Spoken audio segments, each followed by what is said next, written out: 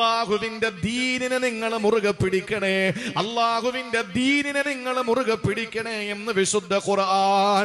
എത്ര കൊടുങ്കാറ്റടിച്ചു വീശിയാലും, ഏത് മലവെള്ളപ്പാച്ചിൽ വന്നാലും, ഏത് പ്രളയം വന്നാലും, എവിടെ നിന്നെല്ലാം പ്രതിഷേധത്തിന്റെ രോഷാഗ്നി ആളിക്കത്തിയാലും, അള്ളാഹു നമ്മുടെ കൈവെള്ളയിൽ ഏൽപ്പിച്ച ആ പരിശുദ്ധമായ ദീനിനെ നമ്മൾ വിട്ടുകളയാൻ പാടില്ല.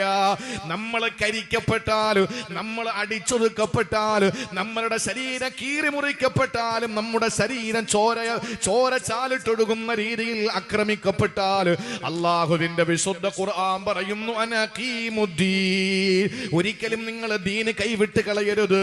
ആ ദീനിനെ നിങ്ങൾ നെഞ്ചോട് ചേർത്ത് വെക്കണം, നിങ്ങൾ മുറുകെ പിടിക്കണമെന്ന് വിശുദ്ധമായ ഖുർആൻ.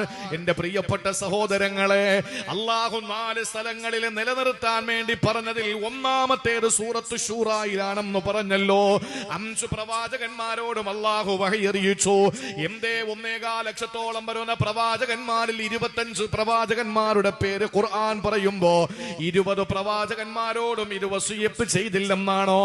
5 പ്രവാചകന്മാരെ എന്തിനാണ് അല്ലാഹു തആല ഇതിൽ പറഞ്ഞതെന്നറിയോ? ഈ 5 പ്രവാചകന്മാരും അനുയായികൾ ധാരാളമുള്ള പ്രവാചകന്മാരാ.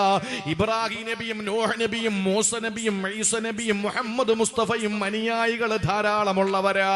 മാത്രമല്ല ഈ 5 പ്രവാചകന്മാരും സീനിയർ പ്രവാചകന്മാരാണ്.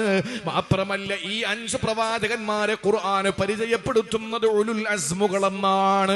ഉലുൽ അസ്മുകളായ പ്രവാചകന്മാരെന്ന് പറഞ്ഞാൽ എത്രയോ വലിയ ദഅവത്തിന്റെ മാർഗത്തിലേക്ക് ഇറങ്ങി പുറപ്പെടുമ്പോൾ ചങ്കൂറ്റത്തോടെ ഓരോ ശിക്ഷകളും, ഓരോ പ്രതിഷേധങ്ങളെയും, പ്രതിഷേധ കൂരമ്പുകളെയും തന്റെ നെഞ്ചിലേക്ക് വന്ന് കൊള്ളുമ്പോഴും ചങ്കൂറ്റത്തോടെ, ആണത്വത്തോടെ നേരിട്ട പ്രവാചകന്മാരാ. അവര് ദൃഢനിശ്ചയത്തിന്റെ പ്രവാചകന്മാരാ, അവര് ആണത്വത്തിന്റെ പ്രവാചകന്മാരാ.